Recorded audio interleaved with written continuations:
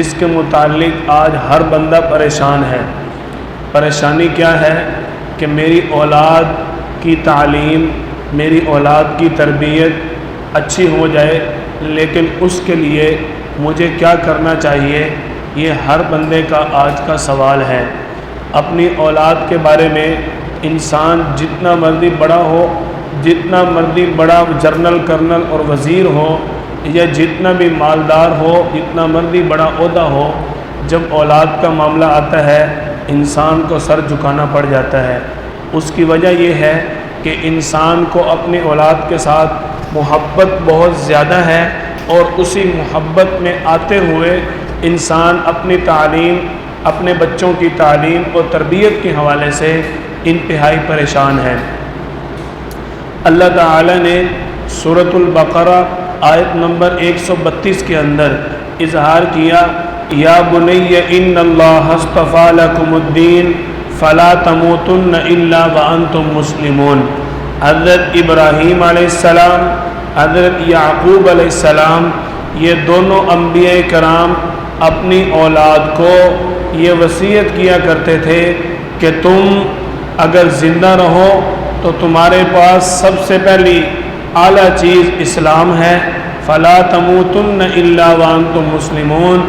اور اس چیز کا بھی خیال رکھنا کہ تمہیں جب موت آئے تو تمہارے پاس اسلام ہونا چاہیے، اسلام کے علاوہ تمہیں موت نہ آئے۔ اس آیت کریمہ سے ہمیں یہ سبق ملتا ہے کہ ہم بھی انبیاء کرام کی اس سنت کو ادا کرتے ہوئے انبیاء کرام کی طرح اپنی اولاد کی دینی تعلیم اور اسلامی تعلیم کی فکر کریں، تاکہ ہماری اولاد جو ہے وہ دنیاوی معاملات کے ساتھ ساتھ ایک اچھا مسلمان بھی بنے۔ اولاد کی تربیت کے معاملے میں نبی کریم صلی اللہ علیہ وسلم نے فرمایا، سنن ترمذی کے اندر روایت ہے کہ کوئی بھی والد، کوئی بھی والدین اپنی اولاد کو جتنی بھی اچھی چیزیں دیتے ہیں ان میں سب سے اعلیٰ اور جو بہترین تحفہ ہے وہ اپنی اولاد کی اچھی تعلیم اور تربیت کا انتظام کرنا ہے۔ آپ صلی اللہ علیہ وسلم یہ فرما رہے ہیں، اور آگے آپ کے دوسرے فرمان مبارک کے اندر حضرت عبداللہ بن عمر رضی اللہ تعالیٰ عنہما سے مروی ہے، آپ صلی اللہ علیہ وسلم نے فرمایا، جب تمہارا بچہ بولنا شروع کرے اس کو لا الہ الا اللہ پڑھنا سکھا دو۔ یعنی جب بچہ ابھی آواز نکالنا شروع کرے تو اس کو فوراً لا الہ الا اللہ پڑھنے کی ترغیب دینی چاہیے۔ اس کے بعد آپ صلی اللہ علیہ وسلم سے ایک مرتبہ سوال کیا گیا، یا رسول اللہ، باپ پر اپنے اولاد کا سب سے بڑا حق کیا ہے؟ آپ صلی اللہ علیہ وسلم نے فرمایا، ان یحسن اسمہ و یحسن ادبہ، کہ اس کا اچھا نام رکھے اور اس کی اچھی تربیت کرے۔ یہ اولاد کا والدین پر حق ہے کہ ان کا نام بھی اچھا رکھے اور ان کی تربیت بھی اچھی کرے، کیونکہ اولاد جب دنیا میں آتا ہے، انسان جب اولاد دنیا میں آئی اس وقت ان کے پاس وہ اختیار نہیں تھا جو اختیار والدین کے پاس تھا۔ جب یہ اختیار والدین کے پاس تھا تو اسی لیے آپ صلی اللہ علیہ وسلم فرما رہے ہیں کہ والدین کو چاہیے ان کا نام بھی اچھا رکھے اور ان کی تربیت بھی اچھی کرے۔ حضرت عمر بن ابو سلمہ رضی اللہ تعالیٰ عنہ فرماتے ہیں کہ میں آپ صلی اللہ علیہ وسلم کی زیر کفالت تھا اور چھوٹی سی عمر تھی کہ ایک مرتبہ آپ صلی اللہ علیہ وسلم کے ساتھ کھانا کھا رہا ہوں اور میرا ہاتھ پوری پلیٹ کے اندر گھومتا ہے۔ آپ صلی اللہ علیہ وسلم نے فرمایا، کل بیمینک، اے بچے اپنے دائیں ہاتھ سے کھا، وکل مما یلیک، اور اپنے سامنے سے کھا۔ آپ صلی اللہ علیہ وسلم کا یہ فرمانا تھا۔ حضرت عمر بن سلمہ رضی اللہ تعالیٰ عنہ فرماتے ہیں کہ اس کے بعد میں نے پوری زندگی دائیں ہاتھ سے اور اپنے سامنے سے کھایا۔ یعنی آپ صلی اللہ علیہ وسلم نے خود بھی بچوں کی تربیت کا حکم فرمایا اور خود بھی بچوں کی تربیت فرمائی۔ آپ صلی اللہ علیہ وسلم فرماتے ہیں کہ جب بچہ 7 سال کی عمر کو پہنچ جائے تو تم اس کو نماز کی ترغیب دیا کرو، نماز کا حکم دیا کرو۔ اب نماز کی ترغیب کیا ہے؟ نماز کی ترغیب یہ ہے کہ جب والد محترم خود نماز پڑھیں گے، جب والد محترم خود نماز کی فکر کریں گے، جب والد محترم کی اپنی زندگی اچھی اور عمدہ اور اعلیٰ ہوگی تو اولاد بھی اس کو دیکھ کر اچھا انسان بنیں گے۔ اب ایک اور چیز ہے، جب اولاد سے کوئی غلطی ہو جائے ان کو جن اور بھوت سے نہ ڈراؤ۔ آج ہمارے دنوں کے اندر یہ بہت بڑی کمزوری ہے، ہمارے گھر والیاں بھی اور ہم بھی سارے اسی چیز کا شکار ہیں کہ جب بھی ہمارا بچہ کوئی غلط کام کرتا ہے ہم اس کو بلی سے ڈراتے ہیں، جو جانور بالکل نرم مزاج اور رحم دل جانور ہے اس کے بارے میں ہم بچے کو خوف دلا رہے ہیں۔ ہم ذرا اپنی عقل کا اندازہ کریں کہ ہم کس جانور سے اپنے بچے کو ڈرا رہے ہیں۔ بچے کو کہتے ہیں یہ کام نہ کرو ورنہ کیٹو آ جائے گی، یہ غلط ہے۔ بچے کو غلط بات پر اللہ کا خوف دلاؤ، صحیح بات پر اللہ تعالیٰ کی طرف سے انعامات سناؤ۔ ہم سمجھتے ہیں بچہ ہے، چھوٹا ہے، اس کو پتہ نہیں، بچے کو سب پتہ ہے۔ آپ صلی اللہ علیہ وسلم فرماتے ہیں ہر بچہ دنیا کے اندر اپنی فطرت پر پیدا ہوتا ہے اور ہر بندے کی فطرت اسلام ہے۔ اس کے بعد چاہے کہ اگر اس کے والدین مسلمان ہیں اس کو مسلمان بنائیں گے، اگر اس کے والدین یہود و نصارہ ہیں تو وہ اس کو یہودی یا عیسائی بنائیں گے۔ یہ آپ صلی اللہ علیہ وسلم نے بچوں کی تربیت کے بارے میں ہمیں کتنے پیارے انداز کے اندر توجہ دلائی۔ آگے آپ صلی اللہ علیہ وسلم کے فرامین کے اندر یہ بات ملتی ہے کہ ہمارا لباس بھی اسلامی ہونا چاہیے، ہمارے بچوں کا لباس بھی اسلامی ہونا چاہیے۔ ہم خود تو پہنتے ہیں کپڑے اور بچوں کو بلاتے ہیں پینٹ اور پتلون۔ اس کے بارے میں ایک روایت عرض کر دیے دیتا ہوں۔ نبی کریم صلی اللہ علیہ وسلم کے پاس ایک مرتبہ جبریل علیہ السلام یہ کہہ کر گئے کہ میں شام کو آپ کے پاس آؤں گا، لیکن آپ صلی اللہ علیہ وسلم شام کو آئے نہیں۔ لیکن جبریل علیہ السلام آپ صلی اللہ علیہ وسلم کے پاس آئے نہیں۔ صبح کیا کہہ کر گئے تھے کہ یا رسول اللہ شام کو آپ کے پاس آؤں گا۔ جبریل علیہ السلام آئے نہیں، آپ صلی اللہ علیہ وسلم پریشان ہیں۔ آپ کی زوجہ محترمہ نے آپ سے پوچھا کیا بات ہے آج آپ بہت پریشان ہو؟ آپ صلی اللہ علیہ وسلم نے فرمایا کہ مجھے جبریل علیہ السلام آج یہ کہہ کر گئے تھے کہ میں آپ سے ملنے آؤں گا، تو ابھی تک وہ میرے پاس آئے نہیں، مجھے حیرانگی ہو رہی ہے کہ آج تک ایسا ہوا نہیں۔ جب آپ صلی اللہ علیہ وسلم صبح بیدار ہوئے تو آپ کے پاس جبریل علیہ السلام آئے مسجد میں۔ آپ صلی اللہ علیہ وسلم نے جبریل علیہ السلام سے پوچھا کہ آپ نے مجھے شام کو آنے کا وعدہ کیا تھا لیکن آپ آئے نہیں۔ حضرت جبریل علیہ السلام نے فرمایا یا رسول اللہ آپ جہاں پر آرام فرما تھے آپ کی چارپائی کے نیچے ایک چھوٹا کتے کا بچہ بیٹھا ہوا تھا، جہاں پر کتا جانور ہوتا ہے وہاں پر اللہ کی رحمت کے فرشتے نہیں آتے، اور جہاں پر تصویر ہوتی ہے وہاں پر اللہ کی رحمت کے فرشتے نہیں آتے۔ آپ صلی اللہ علیہ وسلم نے واپس آ کر دیکھا واقعتاً وہاں پر وہ بچہ موجود تھا اور اس کو نکال دیا گیا۔ اب ہمارے لیے سوال کیا ہے؟ ہمارا بچہ ابھی پہلا دن، پہلا گھنٹہ، پہلے منٹ میں ہے، ہم اس کو ایسا سوٹ پہناتے ہیں جس کے اوپر کتا بنا ہوتا ہے، یہ ہم مسلمان ہیں۔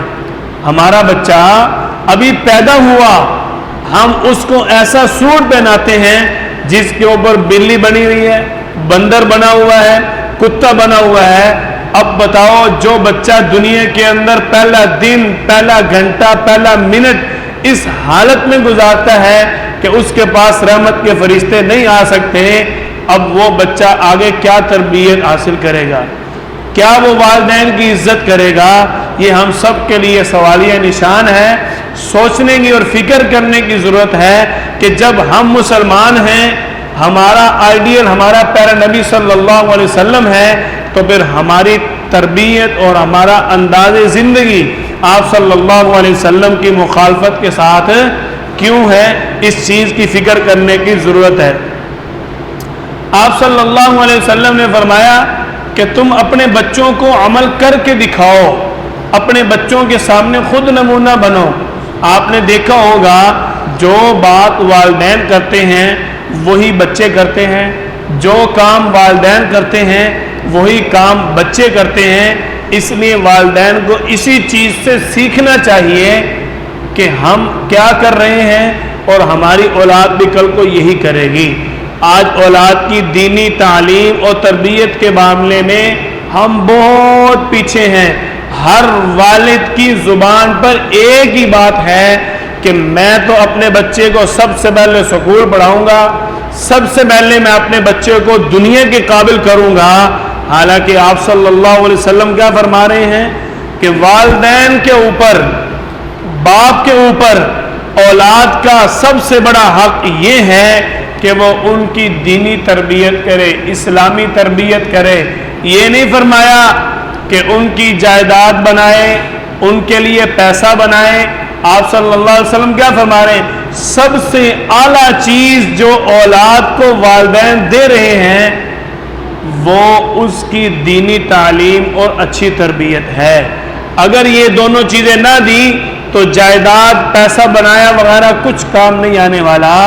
سوچنے کی بات یہ ہے کہ ہم اپنے بچے کو دنیا کے اندر سکون کے لیے انتظام کرتے ہیں جو کہ چند دنوں کا سکون ہے، چند مہینوں اور چند سالوں کا سکون ہے، اور وہ بھی سکون کامل سکون نہیں، اس میں بھی بندہ پریشان رہتا ہے۔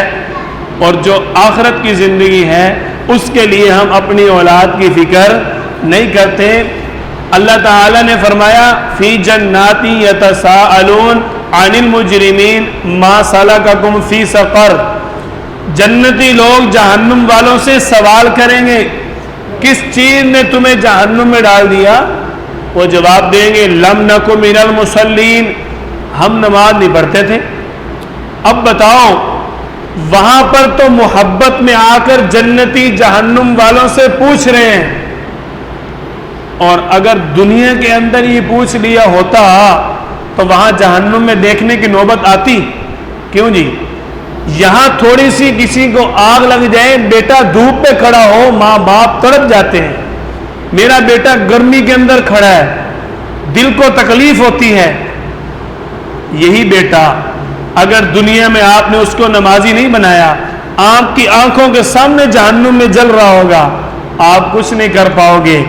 وہاں کی فکر کرو جہاں حقیقت ہے، یہاں کی فکر کرنے کا کوئی فائدہ نہیں۔ آپ اپنے بچوں کے والدین بنے، اپنے بچوں کے رازق نہ بنے، رازق میرا اللہ ہے۔ اپنے بچوں کی تربیت کا، اپنے بچوں کی اسلامی تعلیم کا، اپنے بچوں کے ایمان کا، عقائد کا، اس چیز کا فکر کریں، اہتمام کریں۔ اپنے بچوں کے لیے پیسہ بنانے کا، فیکٹریاں بنانے کا، کوٹھی اور کاروبار بنانے کا، جائیداد بنانے کا، اس فکر کو چھوڑ دو۔ جو بھی دنیا میں آئے گا وہ اپنا مقدر کھائے گا تو دنیا میں سے جائے گا، ورنہ وہ دنیا میں رہے گا۔ ہر انسان نے دنیا میں آ کر اپنا مقدر پورا کرنا ہے، اپنے مقدر سے زیادہ کوئی انسان بھی نہیں کھائے گا۔ آخری بات، ہم اپنے بچوں کو ٹوکتے بہت زیادہ ہیں۔ اپنے بچوں کو ٹوکنے سے بہتر یہ ہے کہ ان کے پاس وقت نکال کر بیٹھا کریں۔ ہم اپنے بچوں کے لیے وقت نکالتے نہیں ہیں، اور جب وہ الٹے پلٹے کام کرتے ہیں ہم ان کو پھر ٹوکتے ہیں۔ ہم ہر وقت، ہر بندہ یہی اگر تصور میں آئے اور اپنے گھر کی وہ زندگی اپنے ذہن میں ابھی لے کے آئے، ہم اپنے بچوں کو دن میں کم از کم 100 بار تو یہ کہتے ہیں بیٹا یہ نہیں کرنا، بیٹا بری بات ہے، بیٹا نہ کرو، بیٹا ایسے نہیں کیا کرتے، بیٹا دیکھو آپ نے ایسے کیا، یہ اچھی بات نہیں ہے۔ یہ سارے الفاظ ہم کہتے ہیں کہ نہیں؟ کبھی ہم نے یہ بھی سوچا اس پورے دن کے اندر 100 بار اپنے بیٹے کو میں نے یہ کہہ دیا یہ بھی نہ کرو، ایسے بھی نہ کرو، ایسا بھی نہیں کرنا چاہیے، یہ بھی اچھا نہیں ہے بیٹا، یہ بھی برا ہے۔ کبھی ہم نے بچے کو یہ بھی بتایا بیٹا ایسے کرنا چاہیے، بیٹا یہ اچھی چیز ہے، اللہ تعالیٰ کی فرما برداری اچھی چیز ہے، آپ صلی اللہ علیہ وسلم کی محبت، آپ صلی اللہ علیہ وسلم کے ساتھ پیار کرنا چاہیے۔ ہم نے بچوں کو یہ بھی بتایا کہ کرنا کیا ہے، بتاتے ہم نہیں ہیں اور ٹوکتے ہم ہیں۔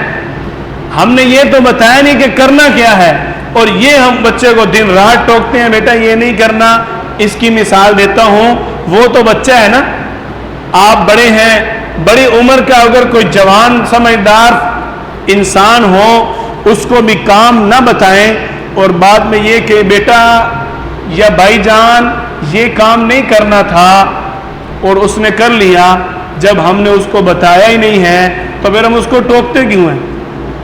ہم نے اس کو بتایا نہیں ہے مشین ایسے چلانی ہے، اب وہ مشین جیسے بھی چلا رہا ہے اس کو ٹوکنا ہمارا بنتا نہیں ہے، کیونکہ اصول یہ ہے سب سے پہلے بات بتائی جائے، پھر سمجھائی جائے، پھر سکھائی جائے، اور چوتھے نمبر پہ کر کے دکھائی جائے کہ اس طرح اس کام کو کرنا ہے۔ جب بڑا آدمی اس چیز کو سمجھتا نہیں ہے ان 4 اصولوں کے بغیر، تو پھر ہم بچے کو کیوں کہتے ہیں بیٹا یہ بھی نہیں کرنا، بیٹا ایسے بھی نہیں کرنا چاہیے، بیٹا یہ بھی بری بات ہے۔ پہلے ہم بچوں کو بتائیں تو صحیح کرنا کیا ہے۔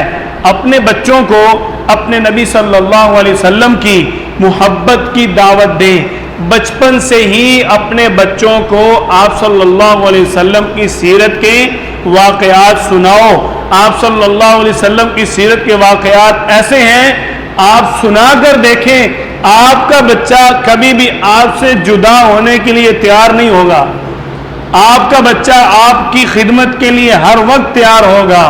ہم نے اس چیز کو آزمایا ہے۔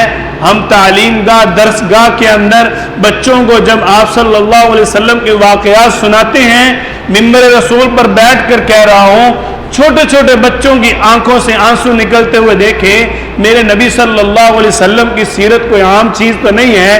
اگر آپ یہ چاہتے ہیں ہماری اولاد فرما بردار ہو، ہماری اولاد اچھے کام کرے، ہماری اولاد لڑائی جھگڑے سے بچ جائے، ہماری اولاد ہماری فرما بردار بن جائے، گھر کے ماحول کو پاک اور صاف رکھیں، ہمارے بچے کی زندگی نیک اور خوبصورت بن جائے، اپنے بچوں کو اپنے پیارے نبی صلی اللہ علیہ وسلم کی سیرت سنائیں، اپنے بچوں کو اپنے نبی صلی اللہ علیہ وسلم کا عملی جامہ پہنانے کے لیے ان کو ان کی زندگی بتائیں، تاکہ آپ کو اس معاملے میں پریشانی نہ ہو۔ جو دینی مکاتب ہیں، دینی درس گاہیں ہیں، جہاں اللہ اور اللہ کے رسول کی تعلیم دی جاتی ہے، اس کو ترجیح دیں۔ اور یہی وجہ ہے آج سے 3 دہائیاں 4 دہائیاں 40 سال پہلے اگر ہم دیکھیں، اگر ہمارے والدین نے ہمیں دینی درسگاہ کا رخ کیا ہوتا تو آج ہم اس پریشانی کے اندر نہ ہوتے۔ اس کمی کو ہم نے دور کرنا ہے۔ اگر ہمارے والدین نے ہمیں مدرسے میں نہیں بھیجا، ہمیں مسجد میں دینی درسگاہ دینی تعلیم کے لیے نہیں بھیجا، ہمیں ان کے بارے میں برا نہیں سوچنا چاہیے۔ اگر ہم یہ سمجھتے ہیں کہ ان سے یہ کمی ہوئی، آج اس کمی کو ہم سب نے دور کرنا ہے، اپنے بچے کو دینی تعلیم کی طرف لے کر آنا ہے، تاکہ ہمارا بچہ ہمارے لیے بھی نجات کا ذریعہ بنے، ہماری بھی بخشش کا سامان بنے، بچے کی دنیا بھی اچھی ہو، بچے کی آخرت بھی اچھی ہو۔ اللہ تعالی ہم سب کو اپنے دین کے لیے ہماری صلاحیتوں کو اپنے دین کے لیے قبول فرمائے، اور ہماری اولاد کو اپنے دین کی خدمت کے لیے منتخب فرمائے۔ وآخر دعوانا ان الحمد للہ رب العالمین۔